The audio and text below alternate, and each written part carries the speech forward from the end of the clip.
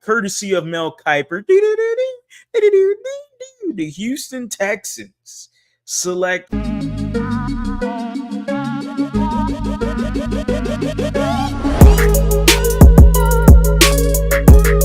What is going on, everybody? Welcome back to a brand new episode of The Lead. Your host, as always, Harley Dugan. Let's get into it. Ladies and gentlemen, we are reacting to a 3-round mock draft courtesy of ESPN and company. This is Mel Kiper, Phil Yates. They decided, hey, we're going to do a 3-round mock draft, and this is only found on ESPN Plus. If you don't have the ESPN Plus account or whatever, then you're not going to be able to view the article. Well, guess what?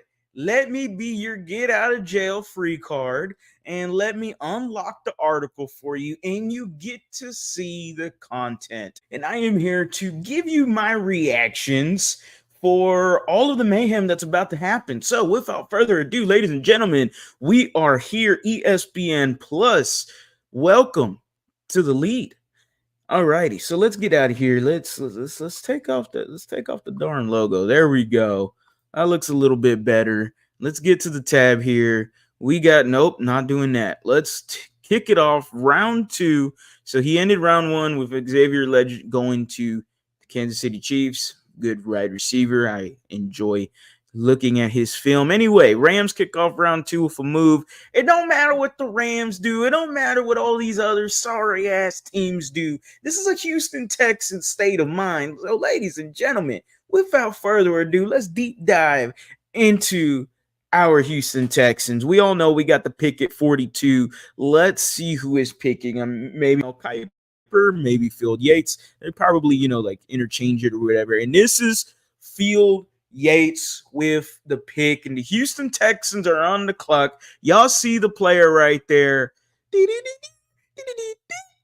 Phil Yates says the Texans must continue to bulk up on the inside. Mason Smith is an upside swing for Houston. He has the raw tools to become a disruptor as both a pass rusher and a run defender. I don't disagree with him. Mason Smith has fantastic potential.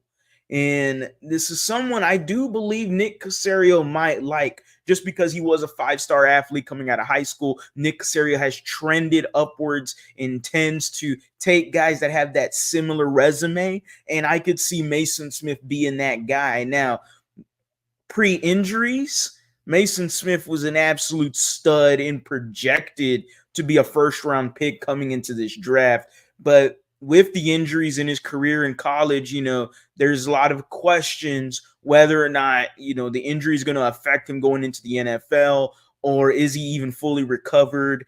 So that's a big thing that we got to take into effect. At 42, it's a little high for my price, I would say. I don't know the rest of the draft board. We'll see some guys as we scroll down that maybe should have been the pick at 42. If this is 59, I'm a little bit happier about being my first pick in the second round. I like the player. I like the potential. I like what D'Amico can do with him, but I still have some question marks in the future. Let's continue. You still got some guys here. I mean, overall, the Texans did run into Marshawn Nealon. And see, there's Jerzon Newton. If there's anybody I'm going to get, I'd rather get Jerzon Newton over a Mason Smith at 42, if I'm being completely honest. Let's see, Mike Sanders still just got picked. See, Edrin Cooper is also there. Those are guys right there that I would rather have. Hell, I'd probably take Jonathan Britton and maybe Peyton Wilson, and bam! The Houston Texans, ladies and gentlemen, we are back on the clock, this time courtesy of Mel Kiper. The Houston Texans select cornerback out of Georgia, Kamari Lassiter. Lassiter doesn't have elite speed, but he's a really solid corner. The Texans ranked 29th in the league in yards per pass attempt, allowed 7.7 last season. Now, I do wonder whether or not the Houston Texans are looking at cornerback. They have, and I see the 2 picks below, Javon Bullard, and that is somebody that the Houston Texans have already had a top 30 visit for, or one of their draft visits for, and they've already worked with him. It does feel like there is a growing interest with a Javon Bullard for the Houston Texans. Maybe that happens at 59. I don't have a problem with Kamari Lassiter. He is a guy that does play some tight press man coverage, can play some zone as well, but not having elite speed as a cornerback is kind of worrisome at times for me, especially for, offenses that are extremely pass heavy like the rest of the NFL in this league. So regardless, Lassiter, I think, could be a scheme fit. I really do. D'Amico heavily played a lot of zone defense throughout the regular season and then basically flipped that in the playoffs, playing a lot of press man coverage. Two things that Lassiter does very, very well. I just wonder the top end speed. Will it translate to the NFL? I'm not quite sure there. So at 59, so far, I'm not going crazy about the draft. I love the potential Mason Smith has.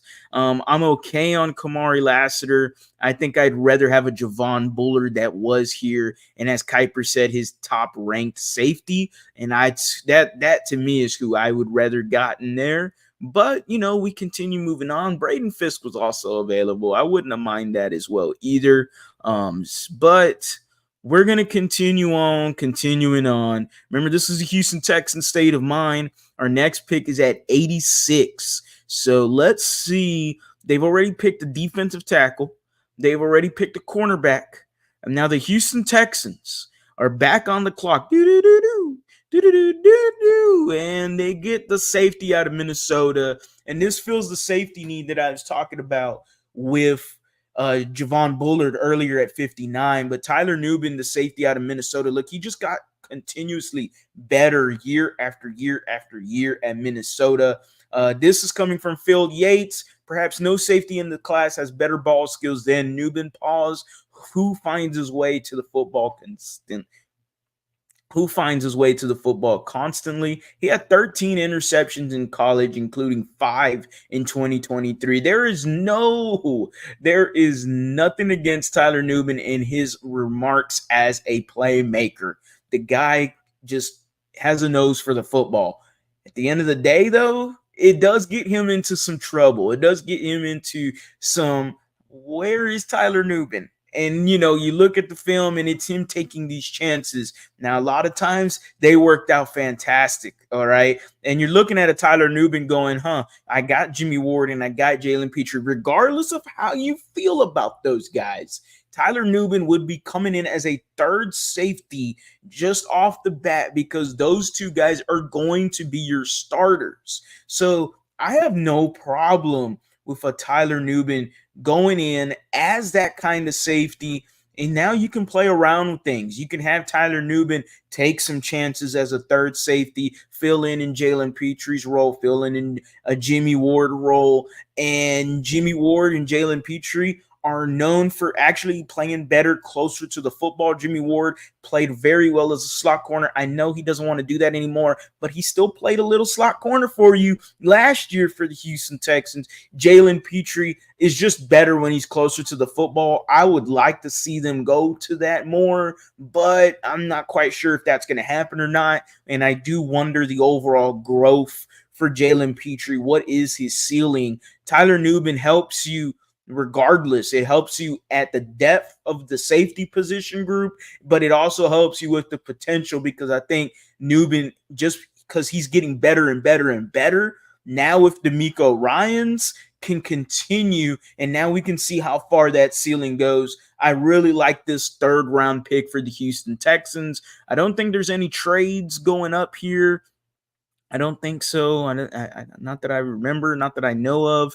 And bam, that's it, guys. We have the Houston Texans picking Tyler Nubin here at 86. They picked Kamari Lassiter from Mel Kiper from Georgia. That was his pick. And then the 42nd pick from Phil Yates was Mason Smith. So you got a DT, you got a cornerback, and you got a safety. Heavy defense in this mock draft for the Houston Texans, especially after how they attacked free agency. I really think the offense is going to go into the back burner, whereas we're going to see a lot of defensive heavy guys getting drafted for this Houston Texans team this coming year. That's just my opinion.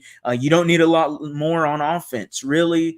Maybe you could have some fun. And if there's a left guard that you think is good enough to compete with a Kendrick Green, and Jarrett Patterson, by all means, go for it. If you see a backup running back, which is really the only need this team needs, besides maybe a tight end, of course, but besides those two, needs, maybe third is the guard. I don't see offense being too much of a priority. The defense is going to be the staple for this team, and DeMeco Ryans wants them to play his brand of football. Let's swarm, baby. As always, guys, go Astros, go Rockets, go Texans. You have a blessed day.